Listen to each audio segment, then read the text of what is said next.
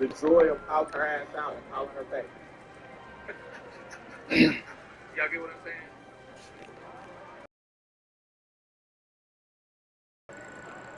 It used to be when I was younger. It used to be we had a very I got the vehicle, bitch. We did it, Joe. We did it. Just exploiting. We did it, Joe. We did it. I didn't helping me. So I was in school. I didn't have, it was Not that I one of really those want it, but situations I I was in, mean, and so she was giving me jobs and shit.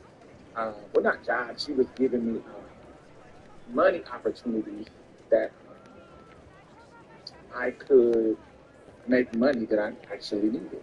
And so, because she had kids, and I could babysit her kids for her, and the state would pay me, you know, you know, a certain amount a week, and da da da da. So I was able to make some money, and I needed the money so I could go back to school and have cute hair and clothes, and I was able to do that. So she was kind of exploiting that in a way that help that I need. Um, and so that was the nature of our relationship in the beginning.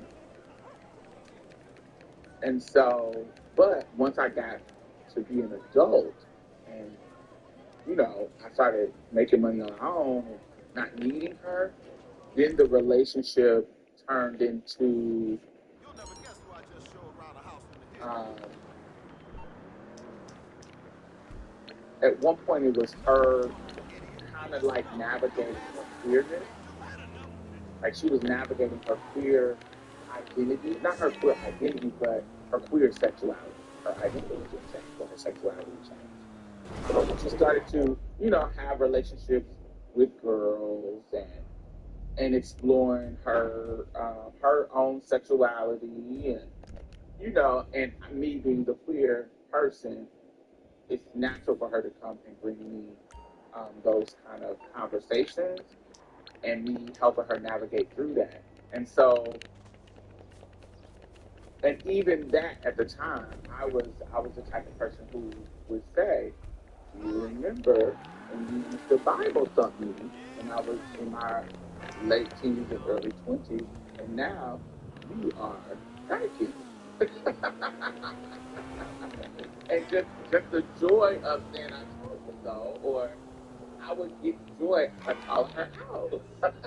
And that's what our relationship has grown into, where I'm waiting. I will sit and listen to her complain about people's stuff, and my joy is calling her out on her fake shit. That was, and so I don't think that that's a healthy relationship. So I have to end it. I have to end my relationship with her, and stop being. And now her children are older and confiding. I I have to not let that.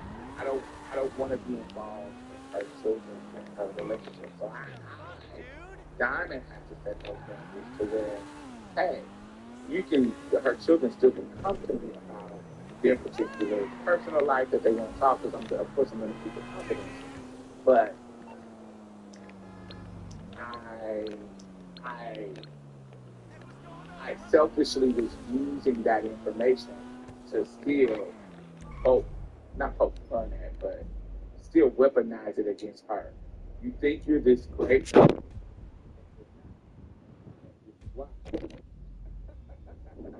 not a great man. You're absolutely shitty. But you're trying to sell it because you have this ego, and my ego is telling me to poke your ego, bust your bubble,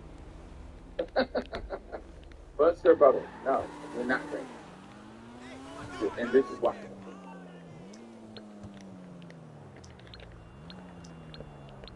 Boom.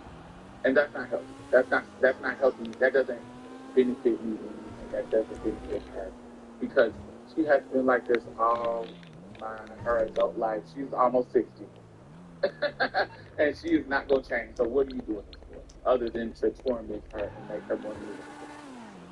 I don't want to be that person. That's not who I want to be. And so I literally have to do it.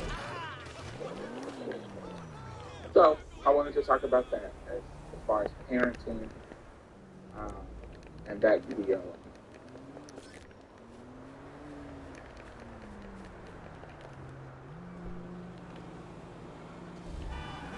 that video inspired that.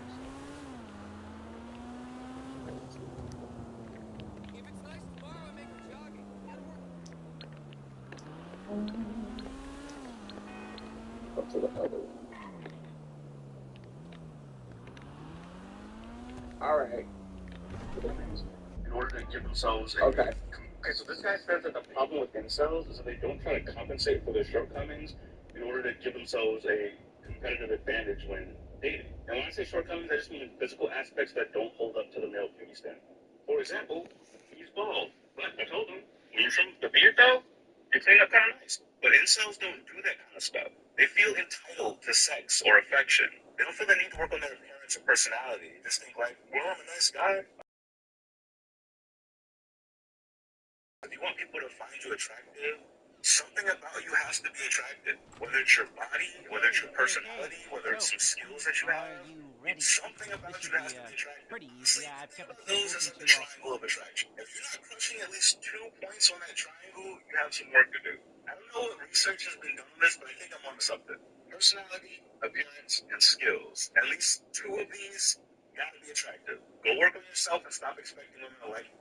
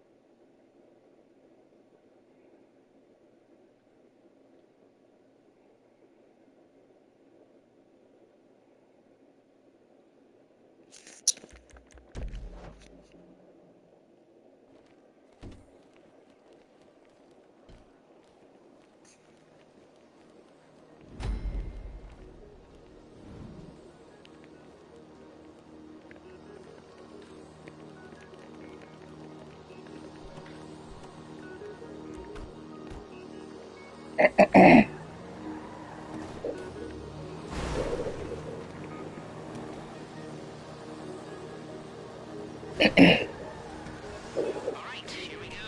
The one we've all been waiting for. Put your masks on when you get in the bank. Then crowd control. You're on, well, crowd control. You get in their faces. Shoot near them if you have to. Just try not to kill them. Mind you, that would be cool. Demolitions, hacker, your first job's to subdue the guards. Again, try and do it without killing them.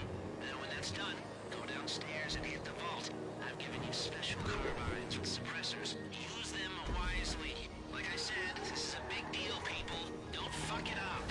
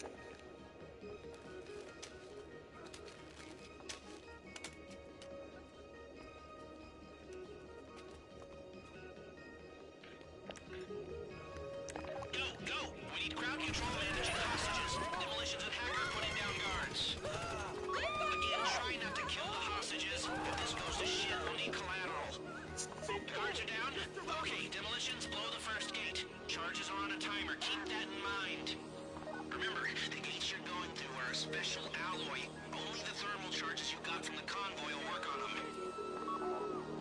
Stay in control. If they think you're weak, they might try something. Demolitions through the first gate. Crowd control, get behind there and get your guns in the tellers. Now, there's a second gate that'll get you access to the lower level. Blow it.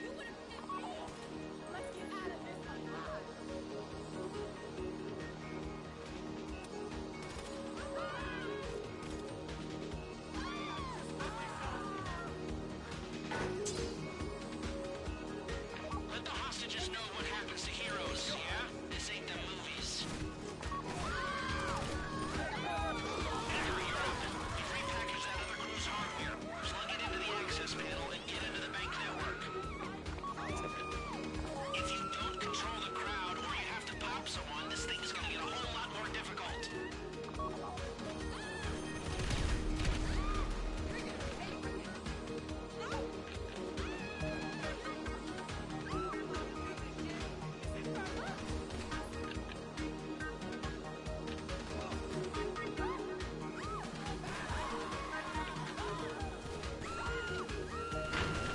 That's it. The vault door is opening. Demolitions. Use the remaining thermal explosives on the titanium gates in the vault.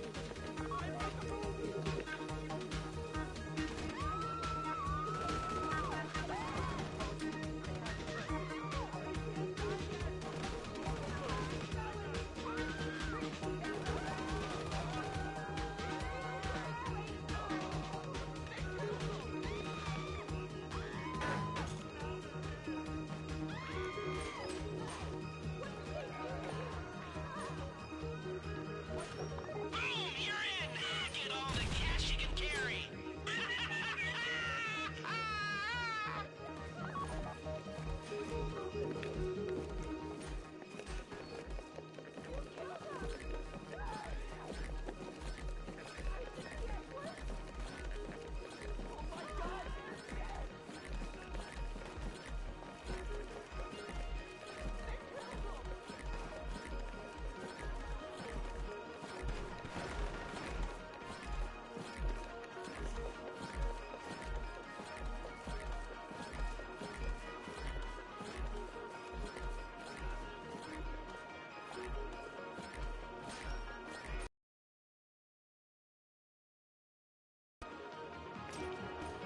Okay, now regroup back on the main floor.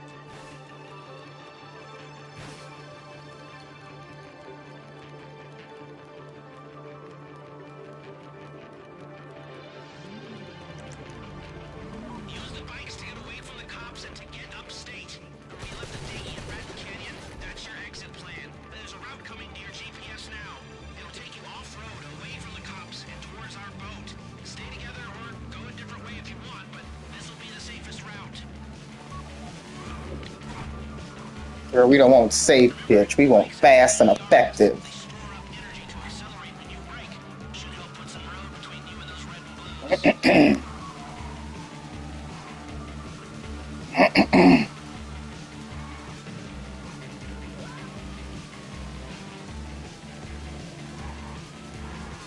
Don't look back, just go. There's nothing good behind you.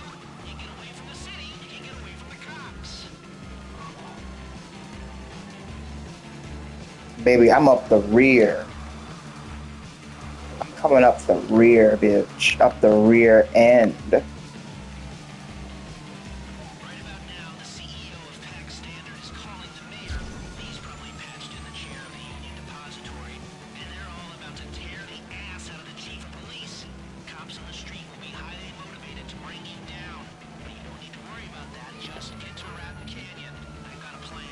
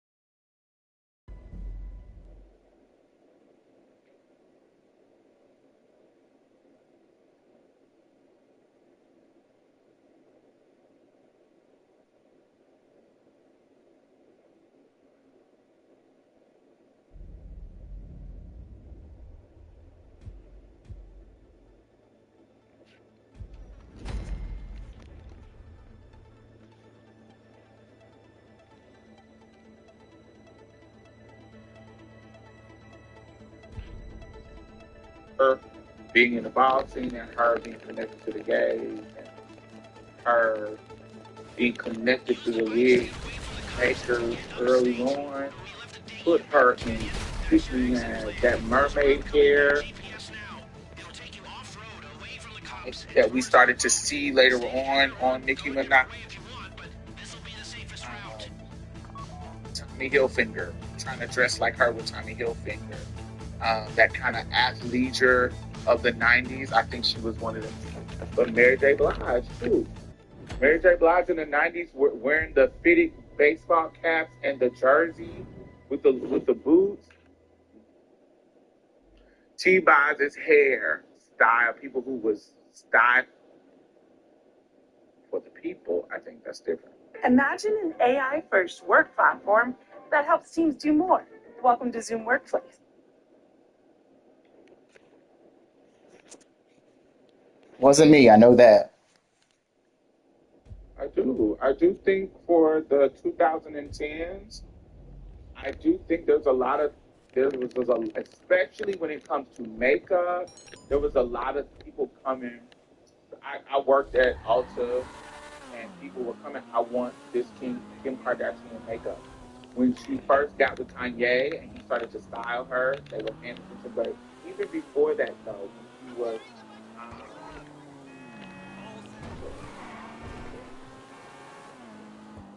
but especially with Kanye, there was something. Kanye kind of elevated her in her style profile. But even before that, she would wear something and shit would sell out. I think in that 2010, it's going to be Rihanna. Um,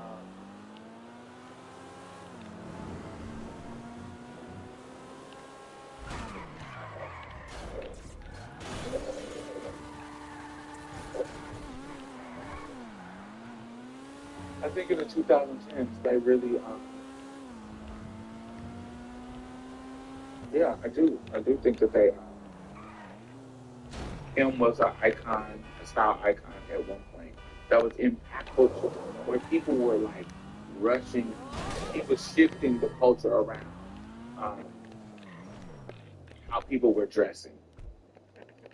Um, even wearing Balmain. Balmain boom started with people weren't thinking about Balmain in that way.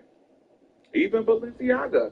We started to talk about Balenciaga because Kim and them was wearing Balenciaga. Yeah, so early 2000s, not early 2000s, 2010s, I can't deny Kim was a Nicki when she first came out, she definitely moved the needle. Nicki Minaj, yes, sure, for sure, especially around hair, especially around hair.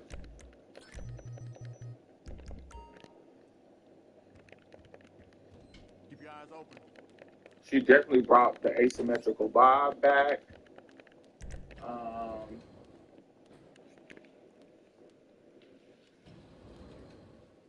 Trying to think of some fashion, but definitely around hair. I would definitely go around hair.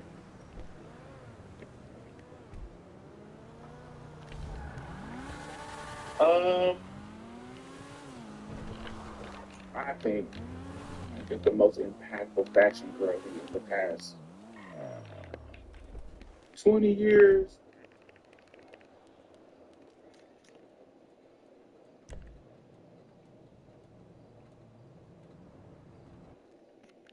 is Rihanna. If I'm to if I'm talking about celebrity, I would say Rihanna. I don't want to say it's not just her, but she's just a strong contender in the top. Rihanna fashion and hair. It's just a many moments that I've seen how Rihanna's fashion kind of. And when she did that haircut for Real Girl Gone Bad with that that bob, because Nicki's was more bang and asymmetrical, but Rihanna's was the bob without the bang. Um, any hair Rihanna got, motherfuckers was wearing clothes.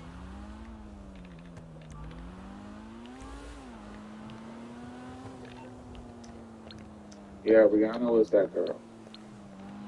Her and Kim had body contests everywhere. Mm. Yeah, her and Kim, Nicki Minaj and Kim Kardashian definitely pop body contrasts for sure. Yeah, definitely for sure. Yeah, for sure, for sure. Yeah, I think hmm,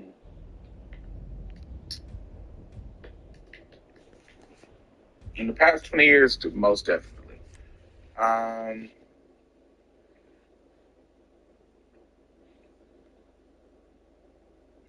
you know who I feel like, particularly around hair, I think um, what's the trans girl name? Pretty face trans girl. What is her name? Why is Amaya Scott? I feel like Amaya doesn't get enough credit for ushering in the colorful, pretty lace front wig era. People weren't doing the type of hair coloring that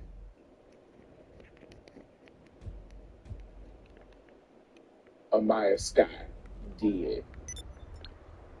They started doing it, but I feel like her being in the ball scene and her being connected to the gays and her being connected to the wig makers early on put her in sickening as that mermaid hair that we started to see later on Nicki Minaj and Cardi B and other girlies. There was something. Amaya's ushered that in. She started going viral on Instagram and different things. I don't think she gets enough credit for that, for her impact in that regard. I don't think, I just don't think we give her enough credit on that, to me. Bobby Way for days, yeah. Because, it kind of done.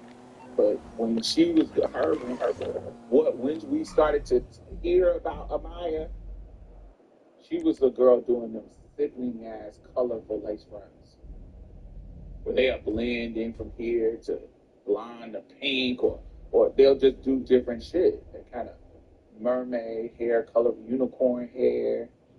She just was killing it, and I don't think she get enough credit to me. Thumbs up if you are watching. There's 44 people in here, but only 29 people have thumbs up. Why haven't you thumbs up? um, style. I don't. Uh, this is another example. You talked about Prince being a style icon. I think that way about Beyonce too. I don't think that Beyonce is a style icon. Beyonce has a iconic style in her look.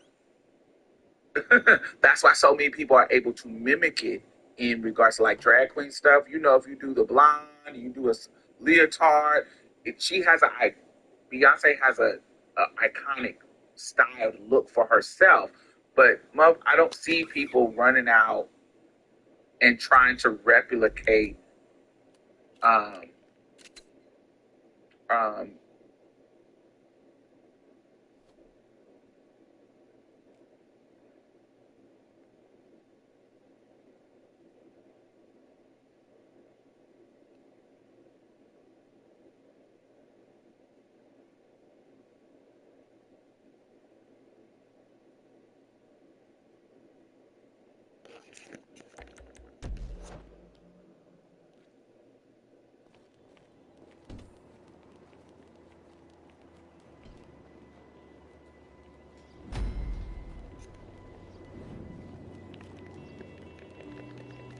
I just need to go to somebody's car, bitch.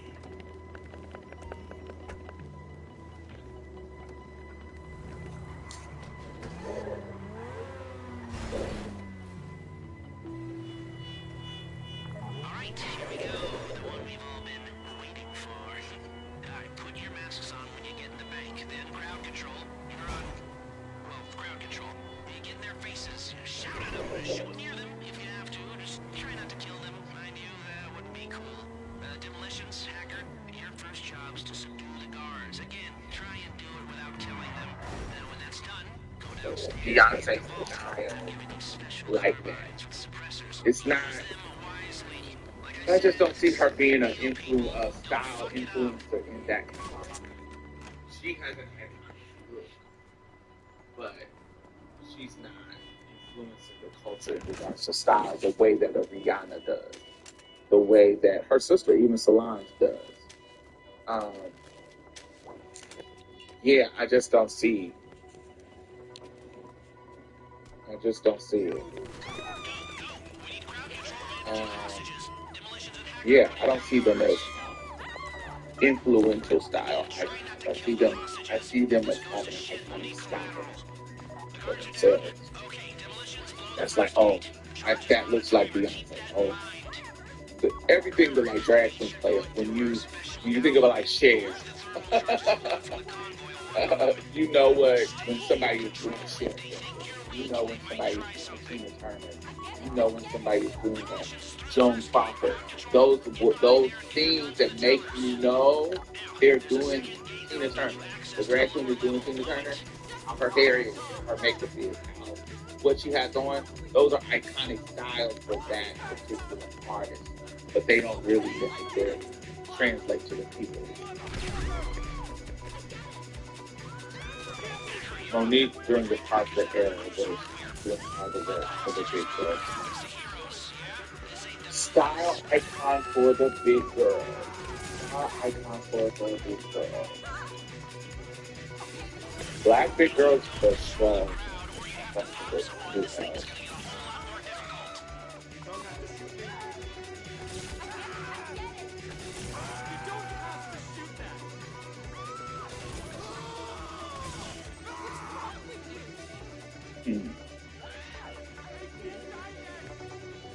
No, Vidya's not a fashion girl. Yeah.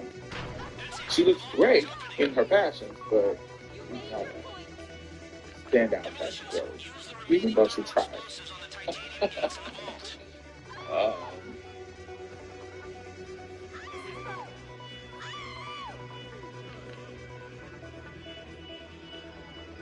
Actually, the best fashion moments, I think, of B's career for me is when Tina was styling them for Destiny Child.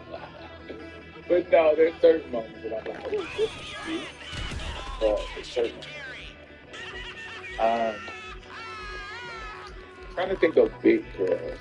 Yeah, I guess Monique would be one of them. Is there other? What is? I don't know. I'm trying to think of iconic looks that I remember Monique for.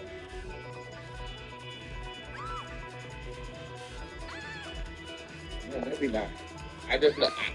And sometimes they're just representation. Like, are you styled great or you just finally got some representation?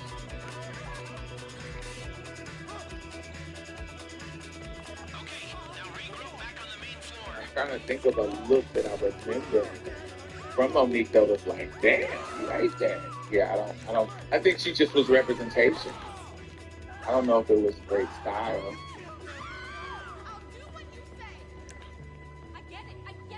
Let me see what Google says. Okay, Google. Okay, Google. Who are some plus-size fashion icons? According to British Vogue, yes, there's still work to be done at many high-end fashion houses, but with models like Precious Lee, Paloma Elsesser, and Jill Corleve making history as the biggest maisons, the future of full-figured fashion is more promising than it's ever been. So Those are noodles. Those are young noodles. I need you to stay together. Come out of the bank, take a left down Vinewood Boulevard, and duck down the alley to the right. And it's okay for people to do all that in their head, but what gags me is that they feel the need as opposed to say something just because it comes up. It's not me. That's there must be there must be something.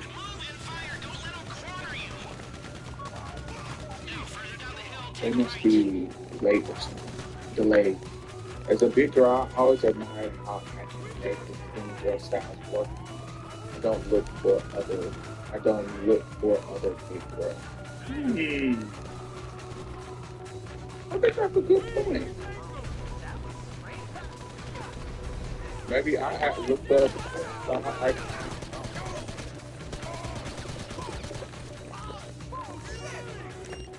Kelly Brown, Nadia, was home with her cell phone, and this upline. I was why people. I don't know. None of these people are.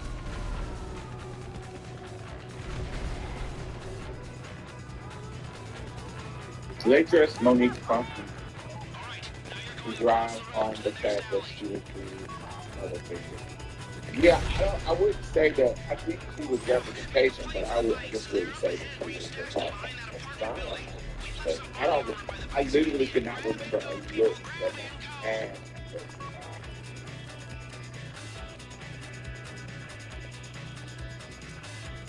God, this is a dope outfit.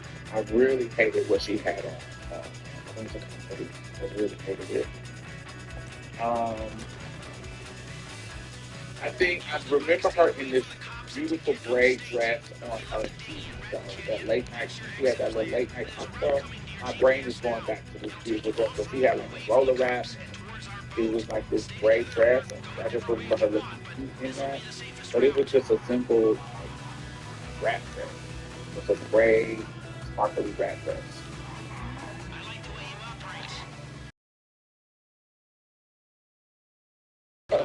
Big titty, not just big titty, but you know what I'm saying? That it's a classic, um, something that people suggest big girls wear. Um, because it accentuates your breasts and the waist, and you kind of have that booty to cover up your stuff. So, classic reference. But it was beautiful. It was good. I like her hair. I remember that. Because I'm even trying to think of when she was on, when she hosted that kind of flavor of love spin out. Remember she did like that girl school, charm school show. I don't even remember her being singing on that. She wasn't that sickening on that one. Yeah, um, she would be a but I can't think of one right now.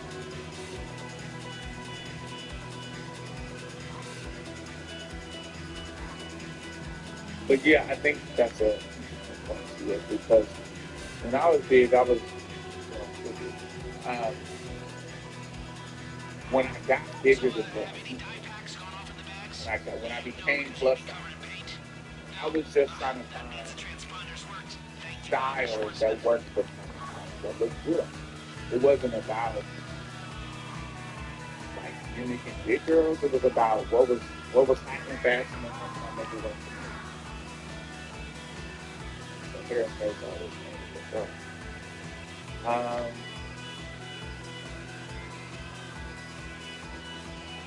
don't know. I feel like, what do y'all think about Jill Scott fashion?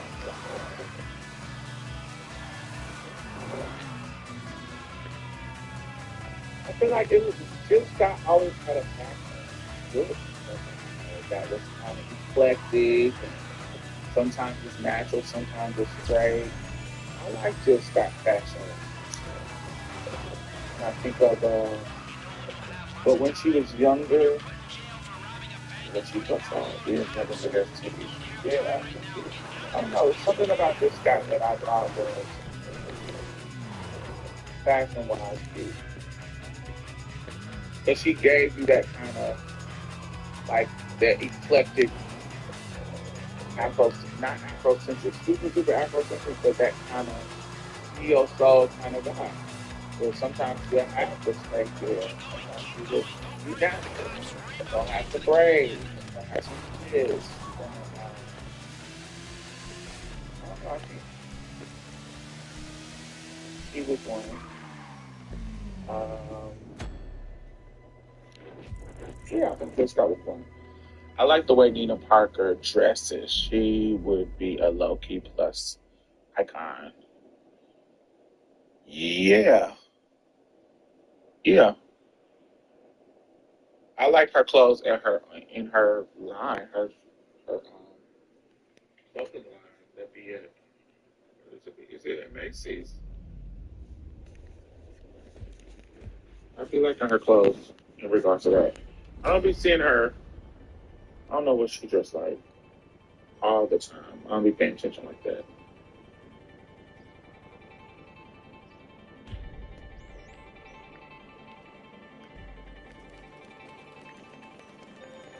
Use the bikes to get away from the cops and to get upstate. We left the dinghy at Raton Canyon. That's your exit plan. There's a route coming to your GPS now.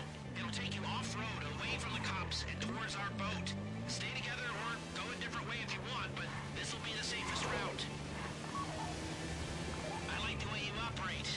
If this job had gone different, we'd be dealing with a whole lot more cops. Come on, move!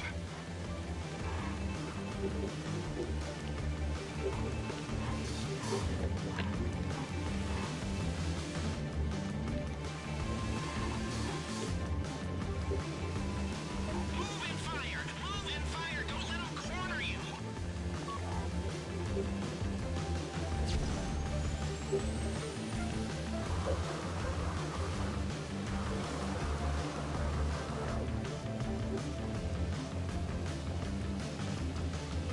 Right about now, the CEO of Pack Standard is calling the mayor.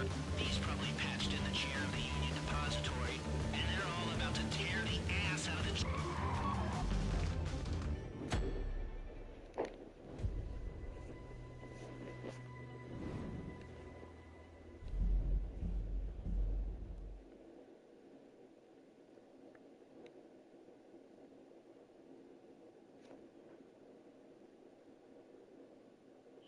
Um, you know who I like that how they be dressing is sometimes. Um, um, Bevy Smith. I always like how Bevy Smith dresses sometimes. I like Bevy Smith how she dresses. Use the bikes to get away from the cops and to Bevy get Smith. I'm upstate. trying to think We left of the dinghy at Raton Canyon. plus That's your size exit plan. clothes. There's a route coming to your GPS now. It'll take you off-road, away from the cops, and towards our boat. Stay together or go a different way if you want, but this'll be the safest route. I got the most. They not ugly. I Go, like go, them, go, go, go, but go, go! I'm gonna figure out how to I like style the them way for you 'em. I got the operate. most If this job had gone different, church we'd be lady dealing with a whole shoes lot more the, cops. the other day. I'm gonna style them to where they're not cute church lady. But look,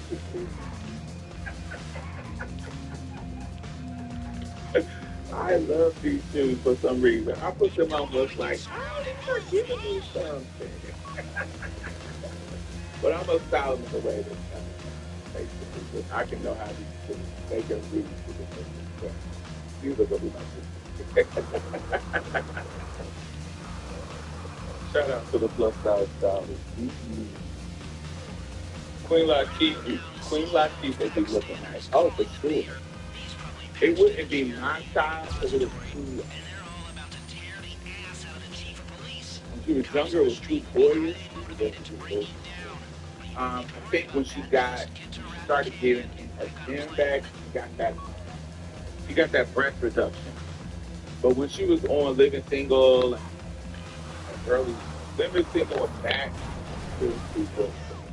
But but when she got that breast reduction and she started to be more slim, it used to be like, Missy Elliott, definitely a style, a plus size style. I forgot about this.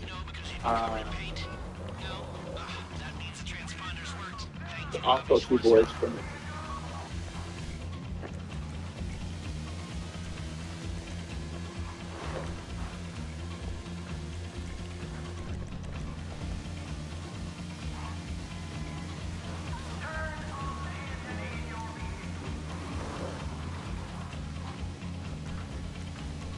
yeah, Missy too baggy, too sweatsuit, too you know for me. My personal taste. But I'm trying to think of yeah, I don't know. I can't think of any more. I just give sexy to her wood at this age. I'm truly not trying to attract male attention. Sexy, what does that look like? Jehovah Witness. What is- As somebody who grew up a Jehovah Witness, okay, I grew up culture, but I had a who was uh, Jehovah Witness, and we had to go. I had to go to a hall with her. And baby, it was not no pleasant sitting in the hall. Mary, yeah, that is we call that very, very style. They sister Boo, they sister Boo styled them down. But no, they definitely was plus size. They the kind of girls that are like, they what I think of like classic music. I guess they plus size, but y'all just got moves and hips, child. Are y'all? Yeah, I guess they still plus size, but they the kind of plus size that most of them do. Anyway, it's not hourglass. They got figure eight figure. They just big as look at all plus size. Bigger than normal. Bigger than your normal celebrity. But they would be what I would call with the counseling program. I give them any time, the things. Additionally, they also still provide like hands-on experience. It's a very rewarding experience. How did they know I drink water? Sometimes, probably not enough. They sent me the circle, and I was like, this is stupid. I'm not going to like it. you style. I just long, lean, t-shirt. Especially down the rivers. I don't know how that translates. Long would do that thing.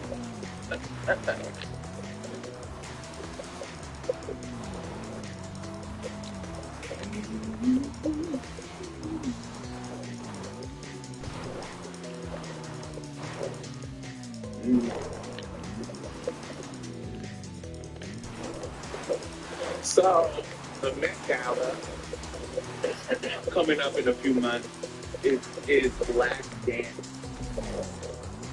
And so what do y'all think about that scene? Like that kind of the impact of the Black Dance.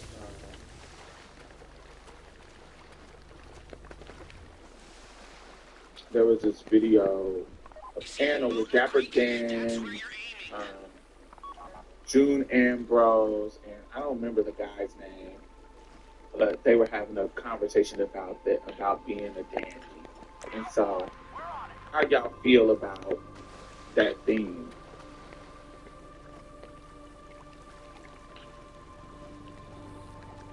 And while it's a masculine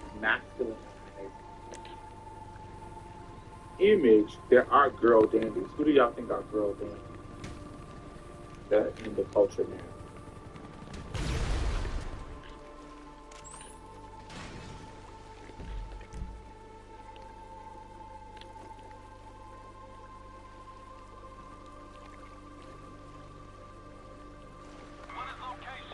Hopefully the gear is not so literal. Give me something that what is something that you would do? Like if you were going to the Met Gala and under this theme, what would you do? Do you think Janelle Monáe is a dandy now? I think she was a dandy when she first started, but is she a dandy now?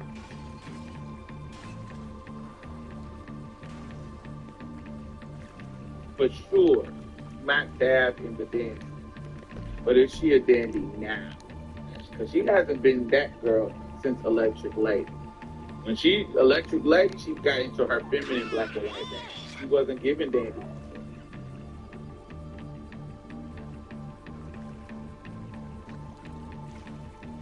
Yeah, I just don't think she a dandy no more.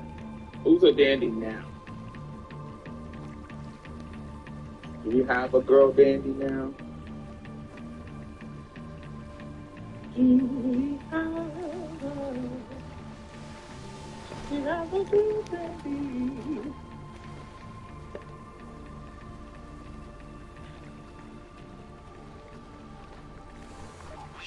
It's a skill. Do we have a girl dandy?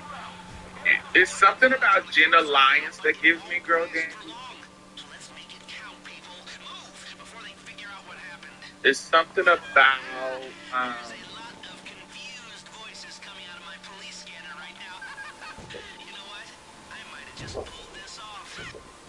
I feel like Ambrose is a dandy for sure. I would think tailored haute couture. Amber Ruffin sometimes dabble in the female dandy look. Totally agree. Totally agree.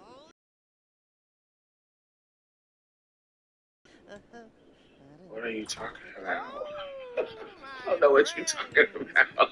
What? You did it. I know I didn't do that much, but I thought you were just a bunch of creepy and quiet weirdos. Turns out you're a bunch of creepy, quiet weirdos with talent. You rob and you steal and destroy like geniuses. Oh, I love it. I love it. Here, let me wire you your money. You know, I will never forget the good times. All the laughs we had. You're like family. The picnic, and the hike in the woods, and all the selfies, and oh, and the time we went rollerblading, and we watched the sunset, and we stayed up all night talking and sharing our innermost fears, and then what was that? That wasn't you? Even the skinny dipping and the the drugs. Oh man, the drugs. I am a heavily medicated man. I'm not well at all. I'm a little embarrassed. Okay, the money here and here and here and here. Okay, you better take off and take care. Okay. Bye bye.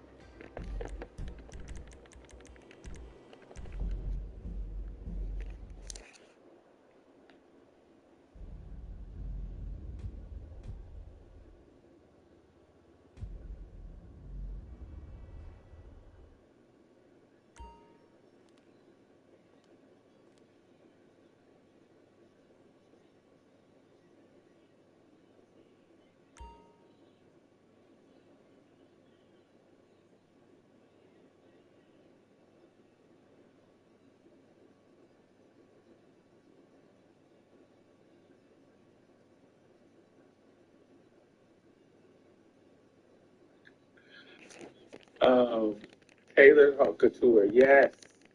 But how do you give homage?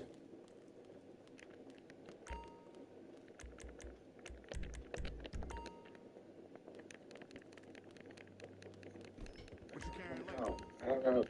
I think anybody that comes in menswear, they're gonna be like, "Oh, it's so literal." But Black Dandy, there's a level of that's what it's about.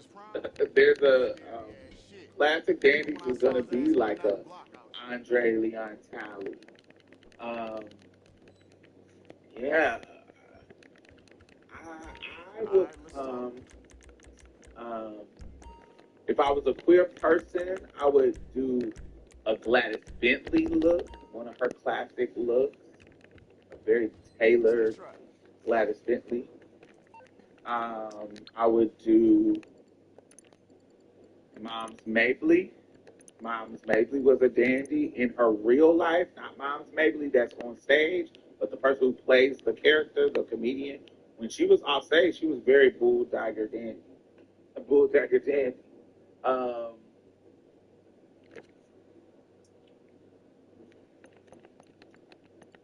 I would also do. Would I do that? I would do. I would do a Grace Jones. There's something. There was moments with Grace Jones where Grace Jones would give a dandy.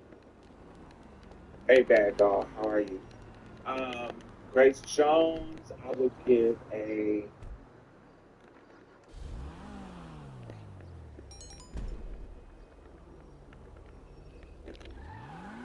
I definitely would do. Yeah, I would do. I'm queer, so I'm gonna pick a queer dandy. I would do. I would do something that's queer as fuck. It would have to be a queer dandy for me. A Langston Hughes.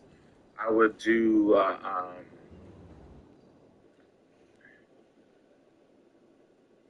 Yeah, it would have to be somebody queer for sure,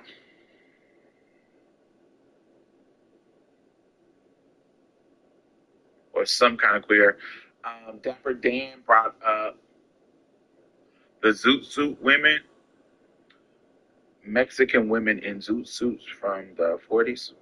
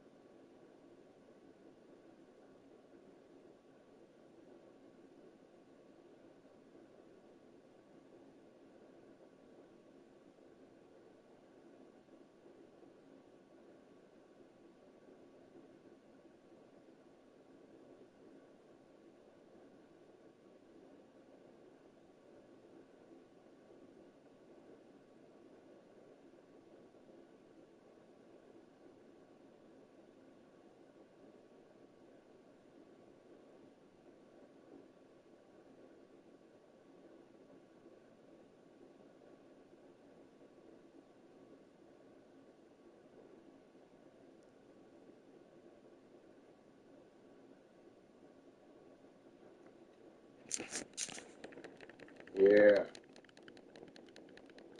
There was like Mexican women doing these kind of dandy looks in the 40s.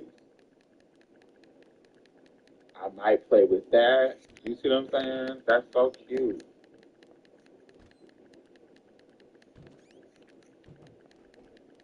That was doing these kind of looks that was common for them.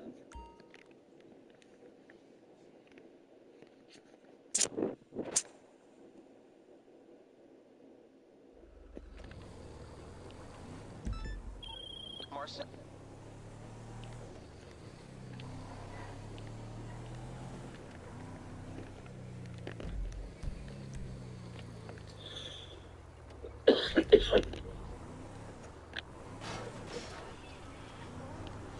Pharrell Williams, D-Lo. Mm.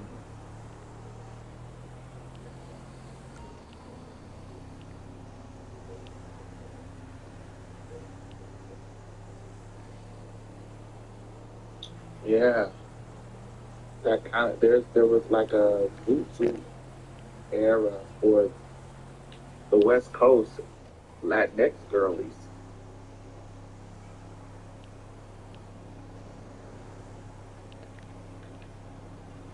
That's something to explore. It would have to be some kind of film thing. Oh, look at this classic thing.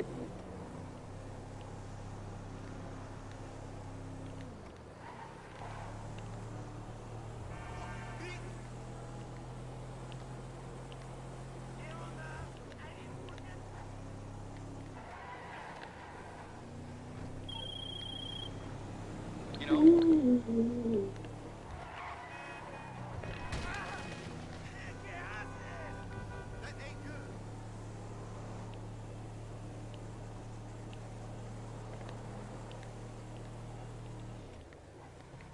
I can't pronounce this word. It's Pachucas. Pachuca. Um, the female counterpart to Pachucos were Mexican American women who wore zoot suits during World War II, also known as Cholitas, slick chicks, lady zoot suiters. The suit was a symbol of rebellion during the rationing of clothes for the war effort. Wearing the longer and looser fit jackets and pants were therefore seen as being unpatriotic. The zoot suit was the most salient identifying feature of that era. It was a Mexican American youth subculture. This culture, it reminds me of this is the Mexican American version of what the kids were doing that do for like Grease, like that look, that Grease, that white boy, that look that Grease was giving. This was like the Mexican American version of it. Every now and then, Janet, yeah, she did a zoot suit kind of stuff. She'll do. I get so lonely. I think androgyny is so sexy. Yeah, I think it can be. I agree. Is Elton John considered a dandy? Hmm, maybe. Do you consider him a dandy? I would love to see the men in bomb colors and a Grace Jones inspired hat. If it is, if it has to be literally. Pharrell Williams. Is Pharrell Williams a dandy? I can see. I can see it. I don't think it's a right or wrong answer. Andre 3000 had a dandy era. I agree. Yeah, had a dandy era. I think everybody can. There's people who have had dandy moments. Dandy moments. So, what are some elements that for y'all, in y'all definition of a dandy? What are some elements? To me, you can't be a dandy without some a masculine. Um, it is masculine. There's a and not masculine in it's a play on masculinity. Do you see what I'm saying? Like it. it's not high film at all. It's smack dab in masculinity. Now where you put it can be different depending on your interpretation of it, but a dandy is a masculine entity, whether it be a femme dandy or a masculine dandy. You see what I'm saying? Like, if it, you can translate it to be more masculine, but it's smack dab on the side of masculinity. So when I see people on men, I'm judging them based off that. I want there to be a masculine flair within your interpretation. I just think that's what it's calling for. Black dandy. And because it's black dandy, I need you to have some black American.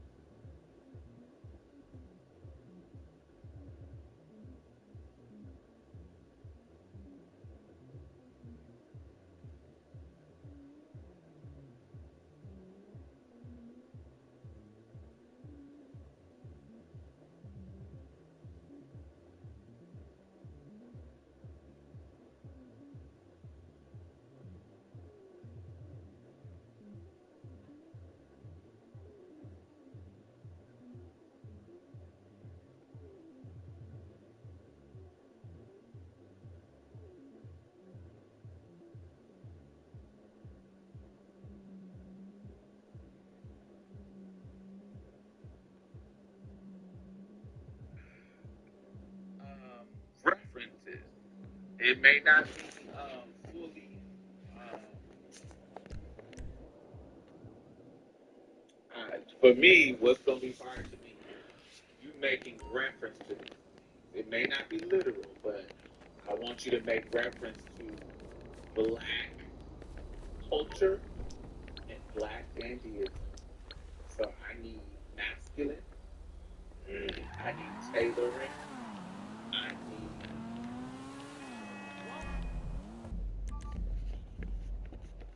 I want to see some Afrofuturism. Afrofuturistic dandy sounds delectable to me.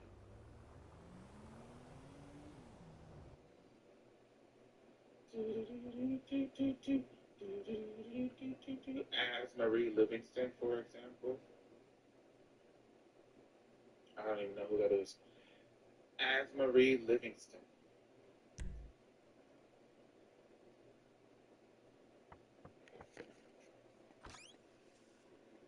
As Marie Livingston.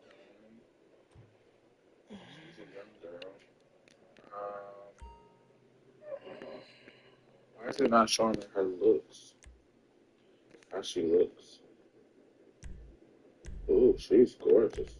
Ooh.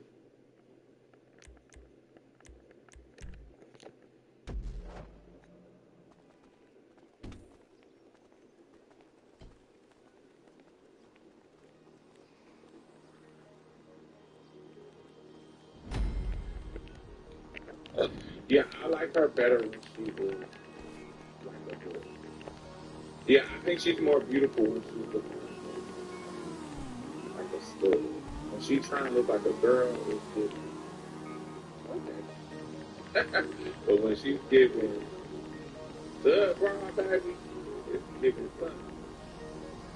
Okay, here we go. Yeah, when she's giving that, Four post-op vans making runs around the when city. she's giving that's Driver, and navigator photographer.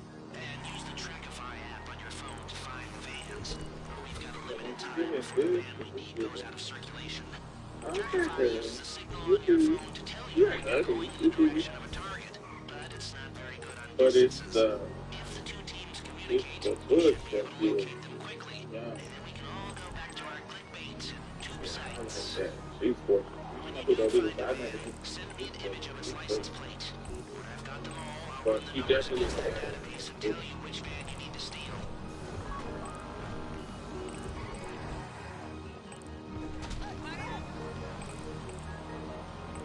she was on American Next Top Model.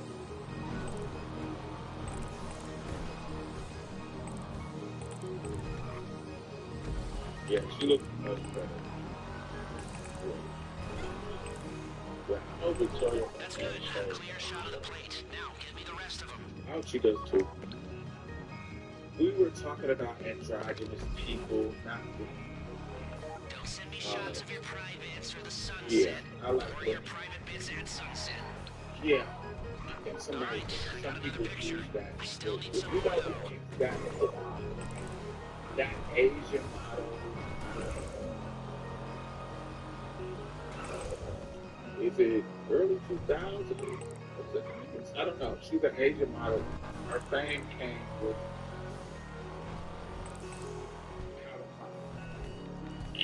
classic Asian model.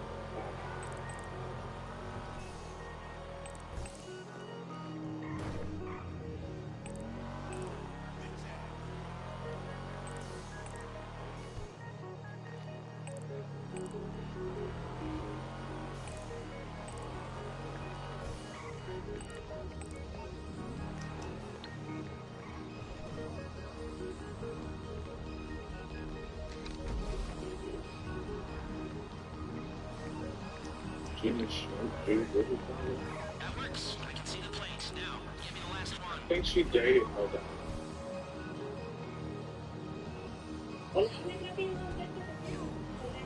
There we go.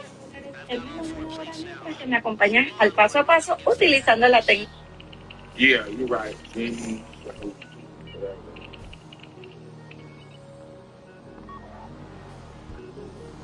Bingo, I found Yeah, it. that's her name. Let Jimmy me pin Sharp. your location.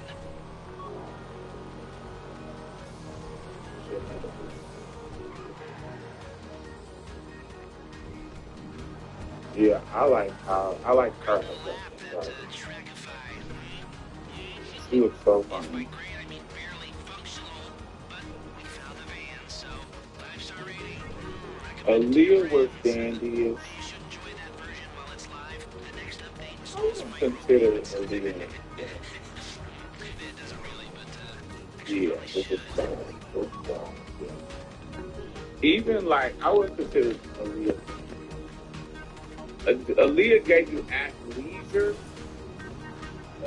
She wasn't tailored enough to give you dance. You gotta be tailored to give dance. You gotta be, yeah, I feel like tailored. It needs to be tailored. She wasn't relaxed. It was given very tomboy, yeah, tomboy athleisure.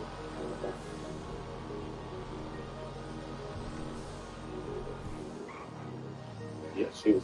Even we talked about androgynous. What was old girl name? She was sitting. Just Sinead O'Connor in the 80s.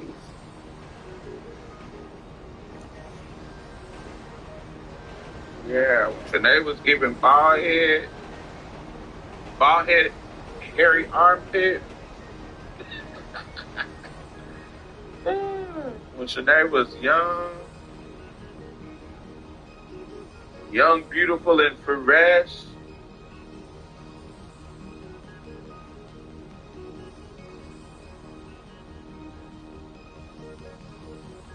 But then also in my mind, is it androgynous or is it just bald? But I guess that does make it androgynous. Because her mug was fitting. Her mug was fitting. It was undeniably feminine. So the bald just took it to the next level.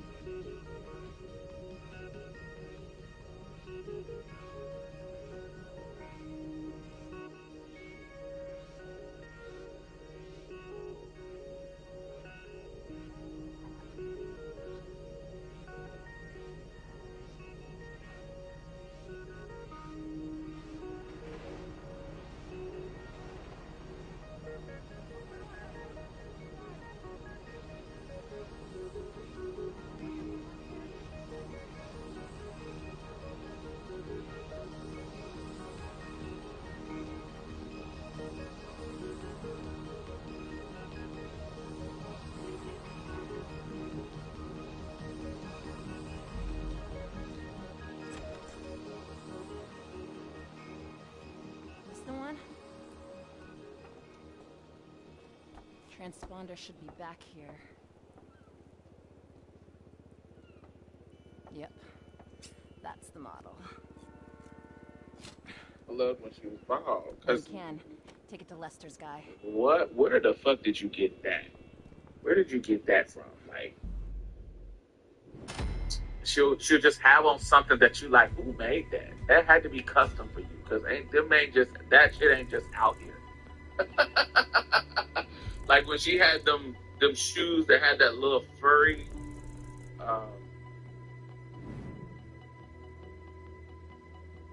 Erica Badu's oxtail shoes. Yeah, these. Stretch.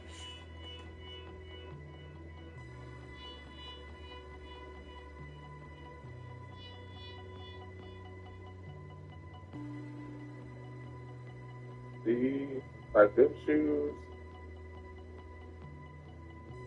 He had a couple of them.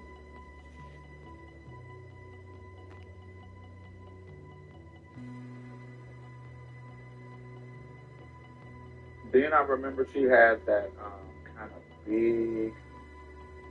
She just would have some shit on that you like. Where the fuck did you get them? Where did you find them? Like what? Like that. Let's see. So, Erica Badu, silver hat, Tambour Hall. I'll see where this silver hat. She had a silver hat. This hat. Like where the fuck did you get this hat from? This fucking silver, fucking Quaker Oats ass fucking hat. That hat is sick. That is big.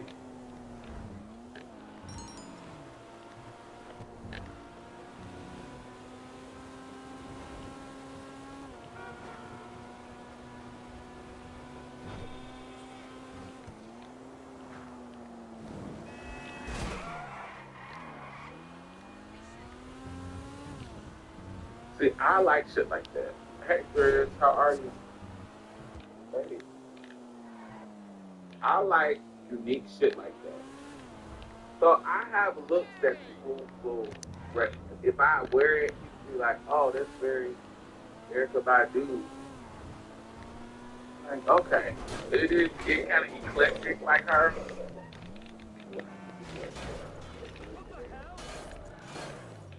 My skin is clear though, but because it's coming out of winter time, it's giving hell, baby. I need to get in the sun.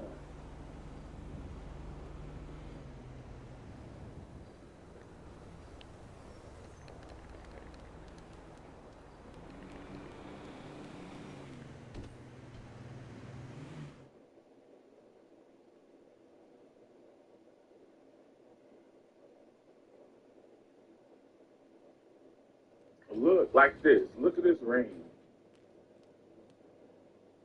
Where the fuck you get that at? Who made that for you? Bitch, that is the.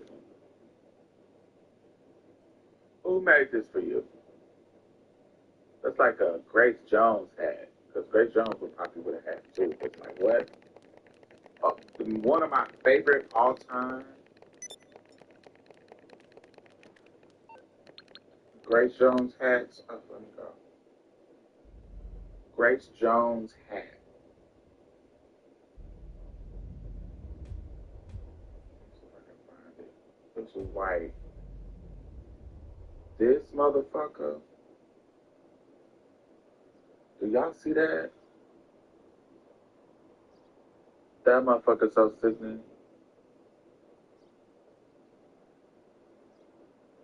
That hat is so fire. I love that. Diamond, do you ever wear braids? Yes, I do. Here is a picture of me in braids.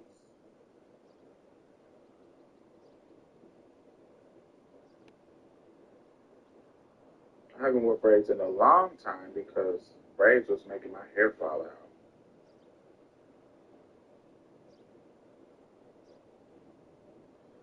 to do this look.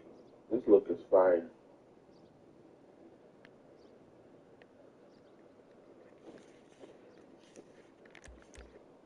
Erica Badu's white is something that she got from Home Depot. And that's eclectic. I love that. But yeah, I want to get these big ass earrings. I want to do this look. This look is fire. Oh.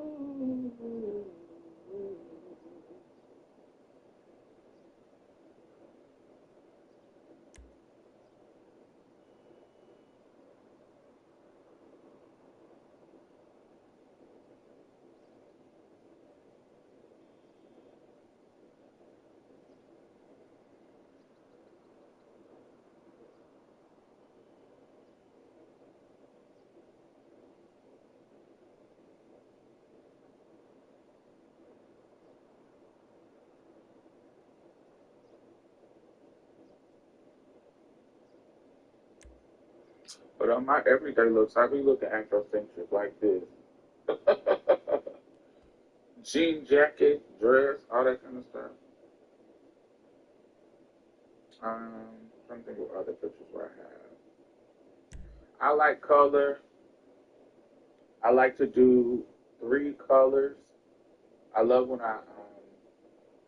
yeah, I love when I do like three colors. So the three colors in here is yellow, green, and blue. I love pops of color. My favorite to do. My bag, I made that. That's my crochet bag. If y'all see it, I made that bag. I love boots.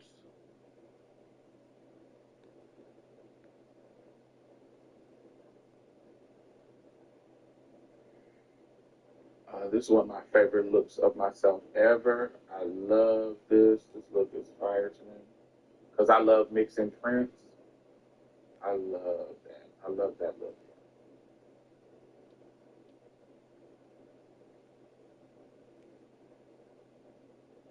This is just a fire. I just love this look. This look is fucking. This is so neat. Hat, neutral colors, eyeglass, lip. I love that. That's one of my favorite looks I've ever done. Fire. Love it. Taylor. Uh, love it, love it, love it.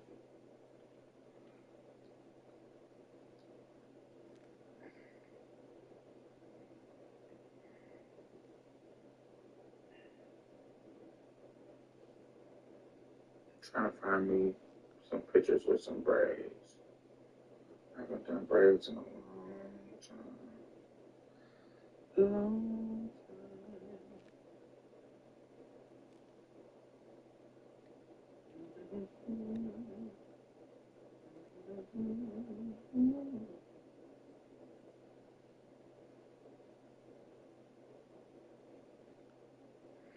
When I worked 9 to 5, I've only worked retail 9 to 5s, and you had a uniform, so it was you couldn't do any looks.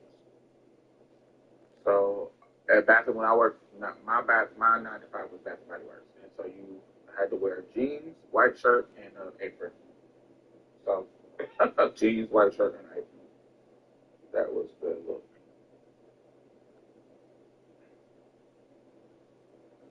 I love this. This was fire. Blue, green, and brown, and a pop of red with the glasses. But I love mixing prints, and I love color. Give me a hat, some color. Ooh, I love it. It's one of my favorite looks too. Love it, love it, love it, love it, love it.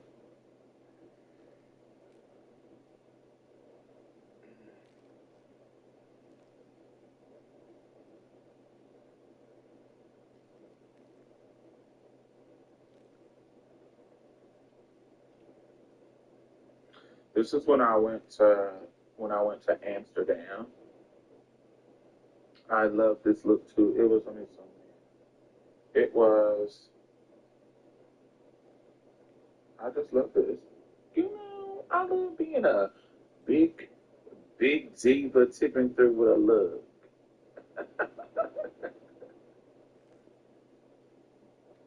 That was the biggest I had ever been, but I'm gonna put that shit on. It's gonna be expensive. Let me think. Let me think. Let me think. Uh,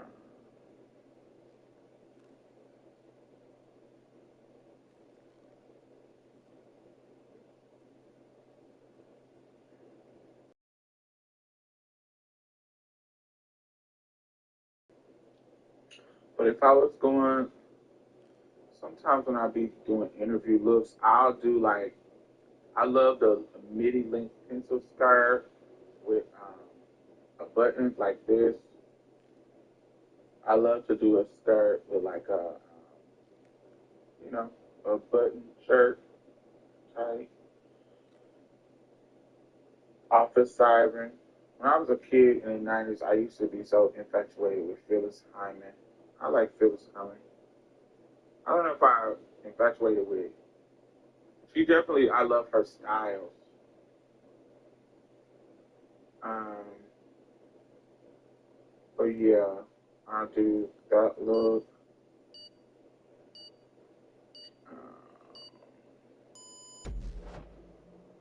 What other look do I do?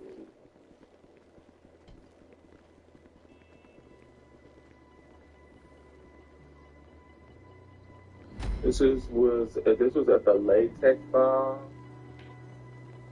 when I was I think it was 2013.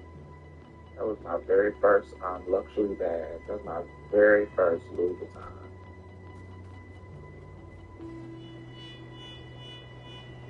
I had a luxury bag, but that was actually So this purchased guy's from the meeting you off store. the Western I had Highway just before thrifted other luxury me and things, my friends but were that was like actually doing full a price little from the overreacting, store. saying This something. is the very first Oh, well, my friend. luxury bag that Okay, I had. slight change of plans. So, it would appear You that some give Phyllis obvious time. paranoia might Do have I been give somewhat Phyllis time or am I justified. just Our light call got skinned? picked up. They came after him and he ran. Do I He give was Phyllis holed up time? in a hut on some small island off the coast, Are you just surrounded thinking by about that 20 because government I'm light agents. Much as I'd love to hang him out to dry, he's our only shot at this. I And love it's this. I kind of got gold unfortunate. shoes, green So, jumper. I'm sending you to a rental place on Innocento Road. Pick up some sea sharks and get out to I the don't know island. what it's supposed to be. Fabulous.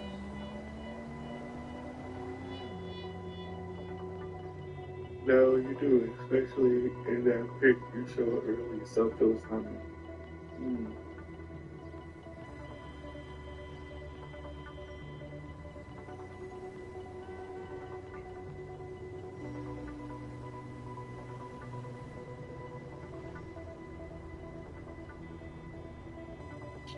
I'm okay with it. I think Phyllis is dope. I like Phyllis. She's dope, but I don't think we look alike. Let me show you somebody that looks like Phyllis Hyman. Her style is not Phyllis Hyman, but her face, I think, looks like Phyllis Hyman.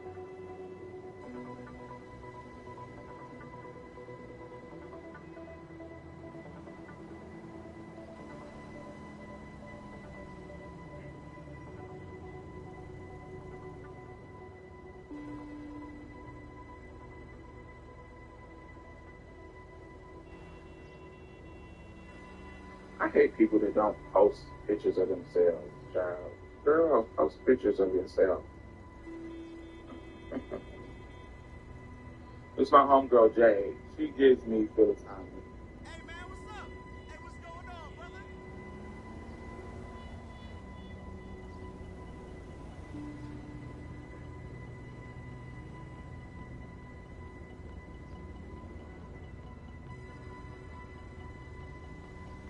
I think her mug gives Phyllis Hyman.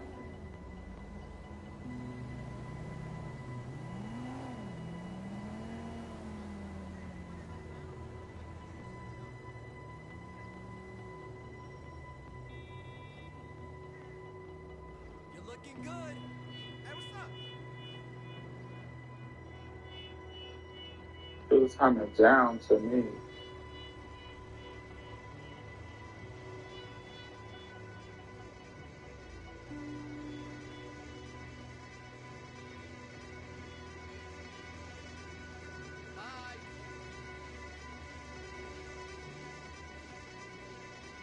Yeah. feel the timing, baby. That gets feel it to me.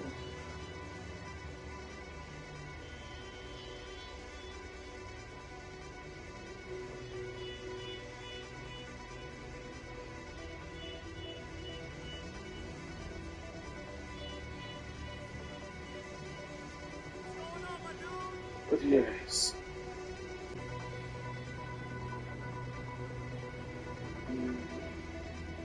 So, Avi's not gonna come out of his hut until all the cops are gone. Gone, you understand? You might not want to let him know you're there till you've got it in hand. Oh yeah, and you're gonna need a boat to get him off the island. But, I'm guessing the cops won't need theirs when you're done with them. Right? This was my Sandra Huxtable era.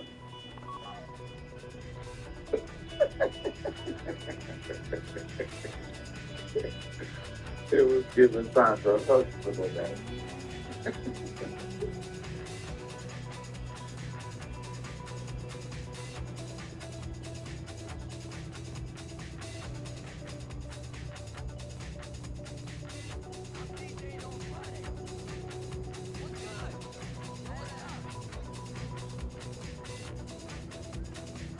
Sometimes I'll do for Erica Badu. I think that's the Erica Badu.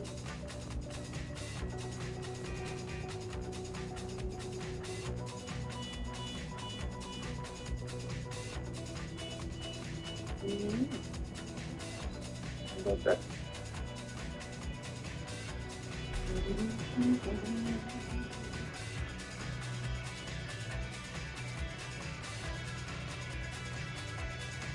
And then I'll give Granny Sheep when I'm literally dressed like a grandma.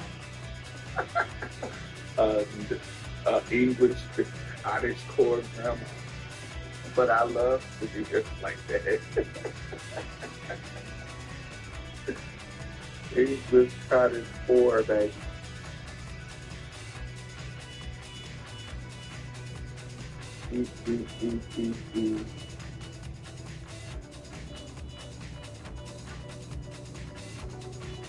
A school marm.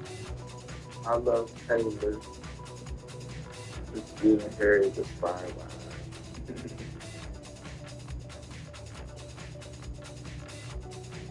Then I'll give you something unique like this.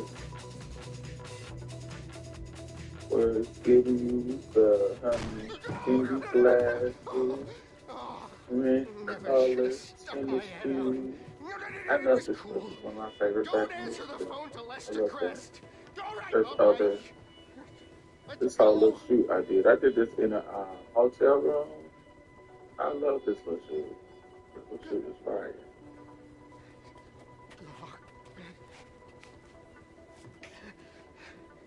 Let's get out of here.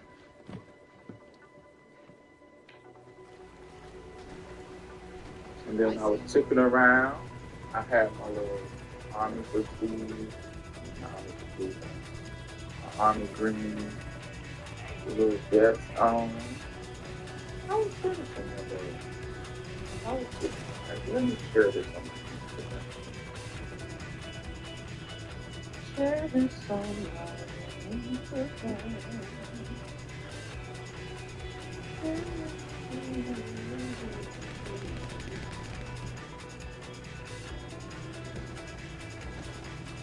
You know, I said there was a small window. Well, that window is closing. If you don't get Avi to Page soon, the transponder's gonna lock, and all this will be for nothing. Lester Crest, you asshole! What song should I add to that? Translate entire websites in one tap.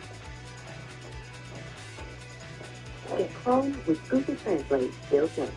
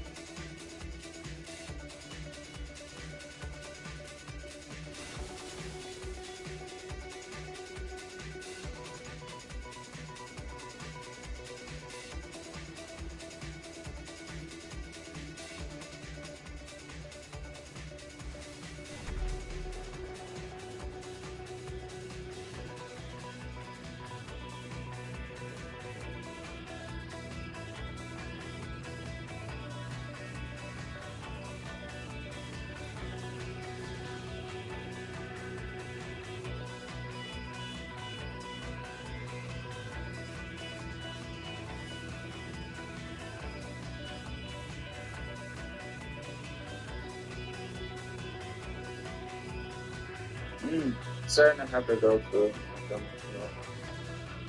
condolences. How old was your grandmother?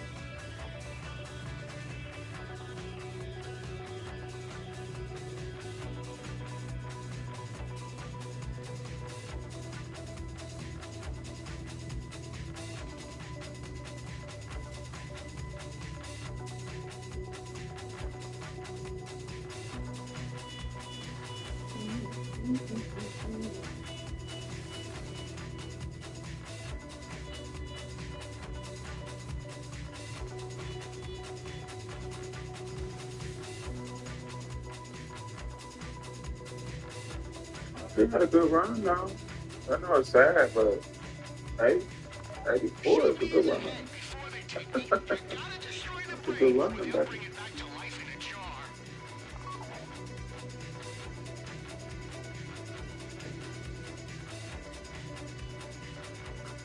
You know who made me think about getting old? Cicely Tyson. I remember she had did this interview, and in her book, she was talking about how, you know, when you get older, all the key players in your life big. And so nobody around you is nobody is alive to make reference to your life back then. Because most folks are dead.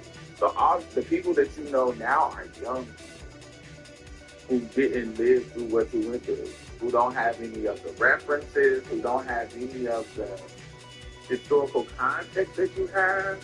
And so you up here at 96 years old. Most people did not live to that. So they gone. And so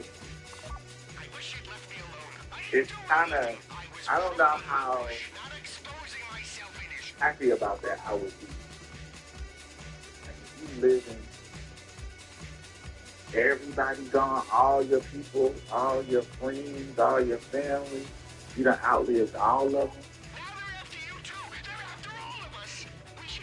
I'm not saying I would be like, oh, I'm killing myself, but I don't know how happy I would be about that. That would be kind of a bad thing. But her point was, you got to make sure you're making friends along the way, authentic friends along the way. You don't be just the same friends. So when people was like, you know, no new friends, it get to a point where, baby, you got to make some new friends. I mean, because you keep getting older and older and older, the old friends don't matter. So you got to make new, authentic friendships along the way. But I thought it was very sad because you can't. There's nobody to share that kind of. I feel like that at 46. I don't feel like all my friends are still, not all of them, but I haven't lost a lot of people. Definitely not a lot of people that were like close to me. Still have my friends. Most of my friends are still alive. The closest person to me that passed away on a friend level was Brandon.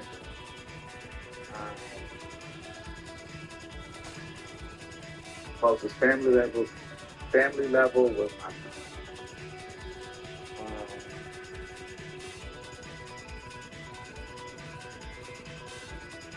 I always been a crazy mindset to me. Yeah, that's weird. My last living grandparent that I was close to. Yeah, I wasn't close to. Now she was in my life all my life, but she was basically the most. Out of all my family members, she was the one that didn't like that I was family. So I talked about that. My grandmother. So I didn't really. I wouldn't say close, but yeah, but I didn't go to her funeral. That was the thing. And then my grandmother on my dad's side, I didn't really.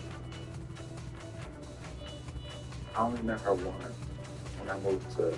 I stayed with my dad for like a summer in '92, and she lived in the same building as him. but she was going through dementia, and so she wasn't. You know what I'm saying? I couldn't really engage with her. It also reminds me that you are doing. Hey Java, is your friend Mario still alive? No, Mario died in 2014. So I guess yeah, that was the first loss. Forgot about Mario. Yeah, that was the first loss of friends that I had. Yeah, so it's Mario and then Brandon. Brandon was the most recent.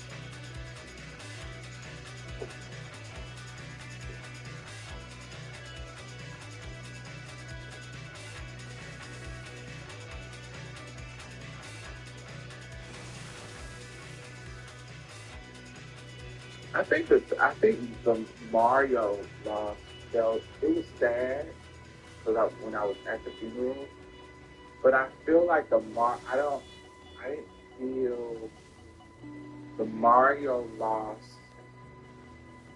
You and Brandon do videos together. Yes, we did.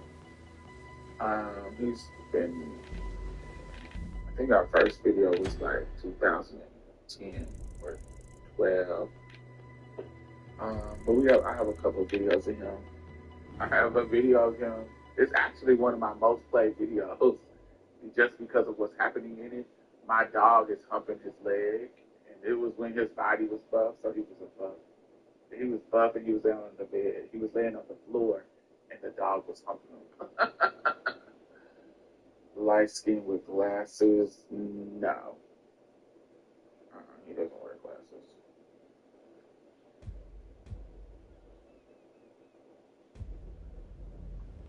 He also was in when I reviewed Pose for the very first time. The first season of Pose, he was on the podcast reviewing Pose with me.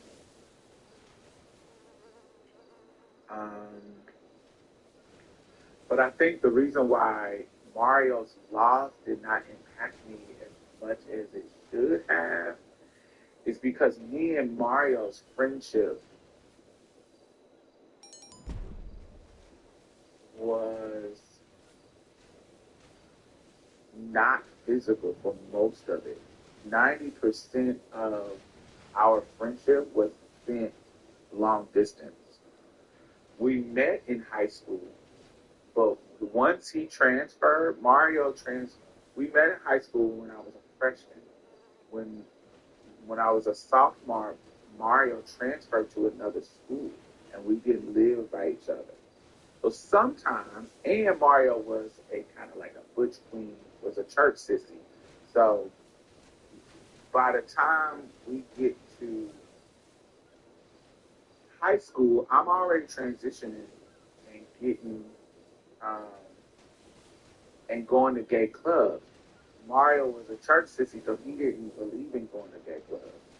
His gay life was church gay life, and so that was kind of like, so we didn't really.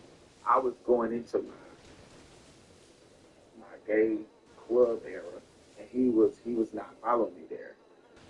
So most of our engagement, sometimes we would go to the mall sometime together, but most of our engagement was on the phone. And then when I went to college, I'm in Mississippi, he's still in Indiana, so it was on the phone. Then when I moved back to Indianapolis, we are older, so yeah, we had a little bit more physical, but even then, most of our relationship was on the phone. It wasn't in person. Um, and then when I moved back to Mississippi, into Texas, our relationship was all over the phone.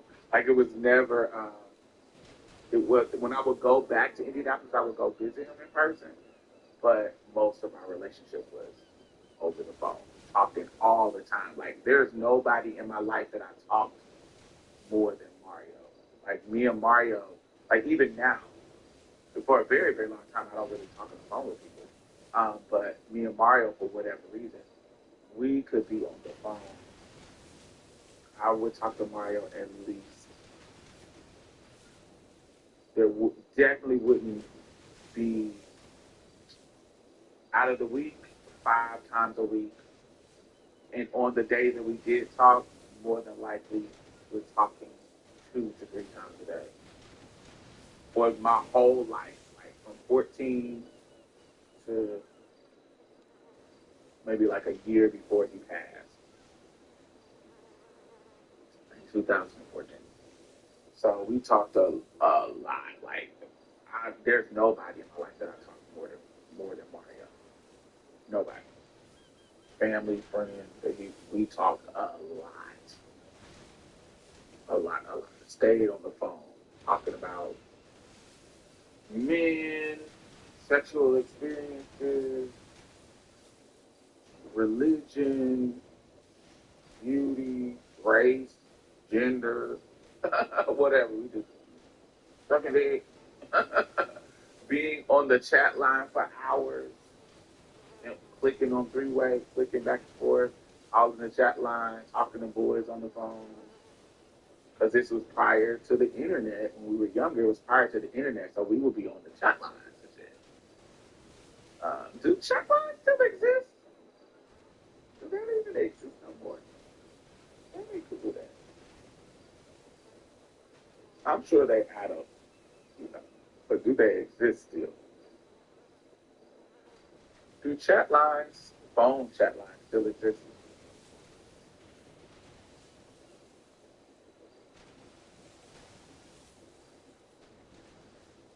Wow, they do. In 2005, phone chat lines remain a fun, personal, and exciting way to connect with others, whether you're single or looking for a casual conversation or seeking something more intimate. Unlike dating apps, chat lines offer real-time voice-to-voice interactions that create a more intimate and engaging connection. Best phone chat line numbers.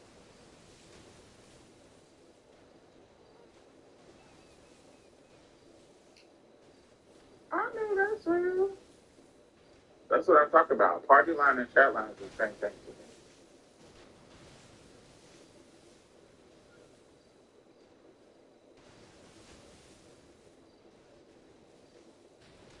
Oh, some of these names are still.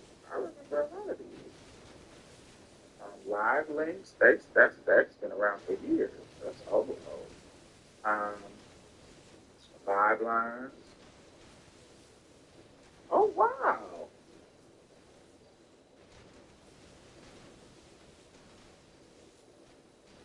Live links is one of the most popular and trusted phone chat lines for singles looking to connect in a fun, flirty way. Designed for real voice-to-voice interaction, it offers a refreshing alternative to the monotony of dating apps, allowing users to engage in spontaneous conversation without the pressures of profile pics or endless texting. But you could be talking to somebody granny or grandpa or some totally unattractive people. Not that you can't do that online, but there's a way for you to. That was the only late part about chat lines is that it was blind, baby. You couldn't see who was. You could be connected with somebody so good, baby. You get them to come over and they are. They are hit, baby.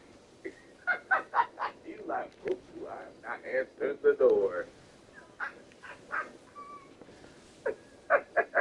We would send boys to the wrong door just to see what they look like first. We're like, no. And then if you find, then we give you the right door after we see what you look like.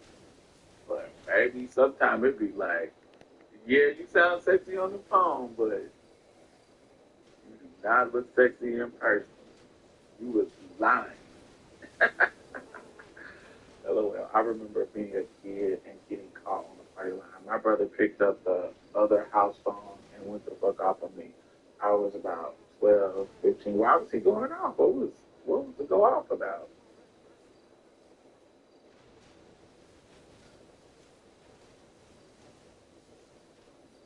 I'm too sexy for my skin. I need to buy because I was underage. Oh,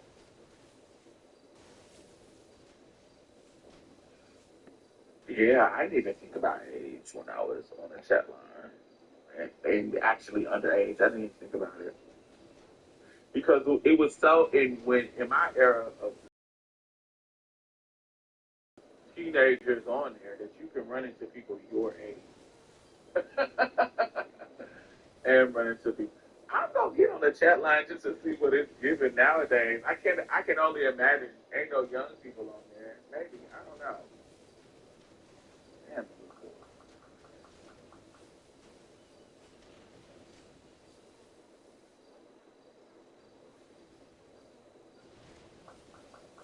damn.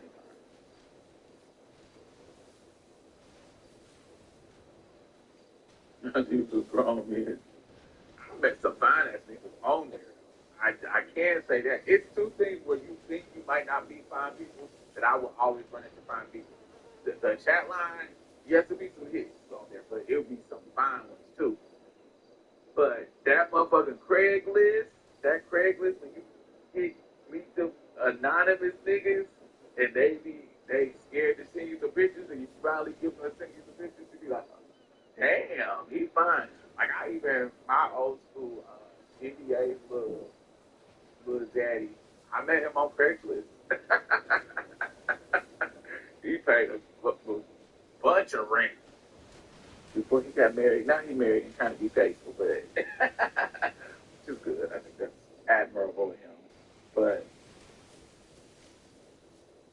my little breezy, I met him on Craigslist. Craig's fucking list.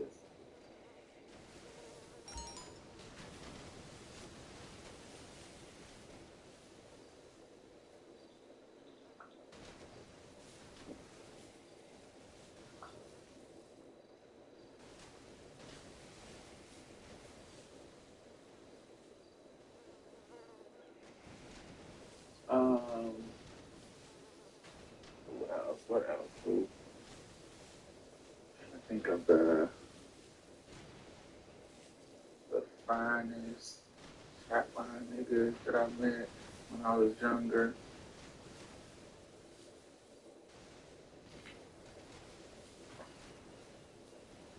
A lot of times, the fine chatline boys sometimes be boys that I already knew. We just don't have to be on the chatline together.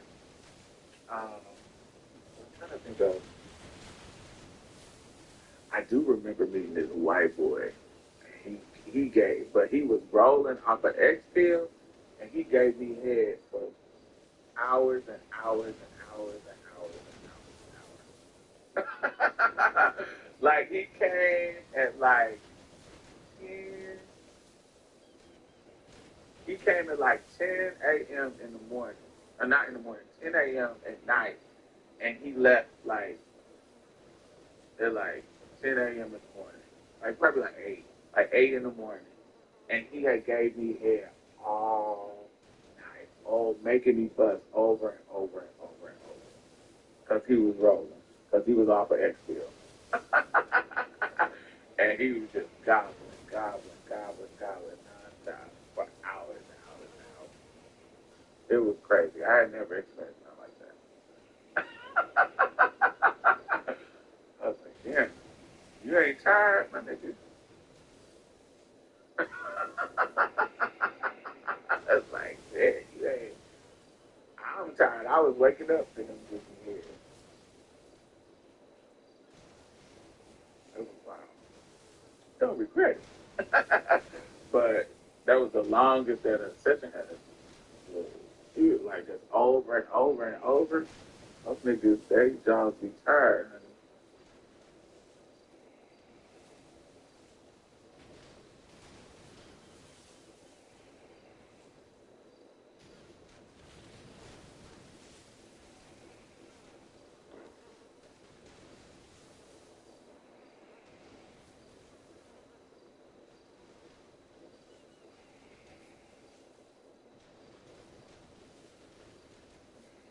I was like, oof. Um, and that was the first time that I hooked up with the person. Oh, my body count is kind of Lord, so I gotta make sure. I'll be lying to y'all. That was the, yeah, I think that was the first and only time that I hooked up with a white boy like for free. It had nothing to do with money. I done hooked up with white boys for money, but like just me doing it just for the fun of doing it. That was the first and only time that I ever messed with a white boy. Just for the fun of doing it. Every other time, I mean, like, uh, there was a boy when I was in my teens named Christopher Braxton. Braxton. Christopher Braxton. Braxton? Braxton. I can't remember his name. Braxton or Braxter. Christopher. Chris. I wanted to have him, and I almost did, but somebody was cockblocked.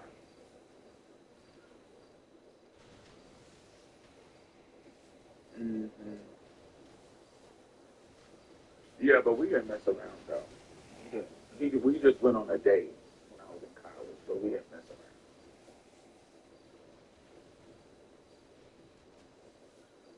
around. His little racist daddy messed that whole thing up. That was the first date I went on with a white boy. Yeah, white boys don't do it for me, honey.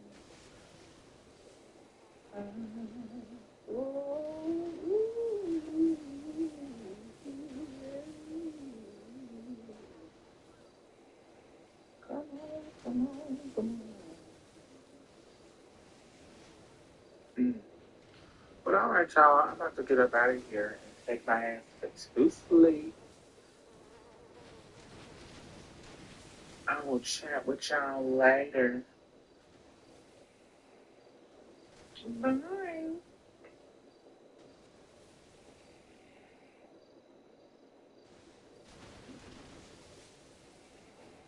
Make sure you Need to move a vehicle around the shop with ease? Check out our Daytona self-loading wheel dollies from Harbor Freight. Features a built-in jack for self-loading operation. Each dolly has a 1,300-pound weight capacity, making this the perfect tool for any shop. Available only at Harbor Freight.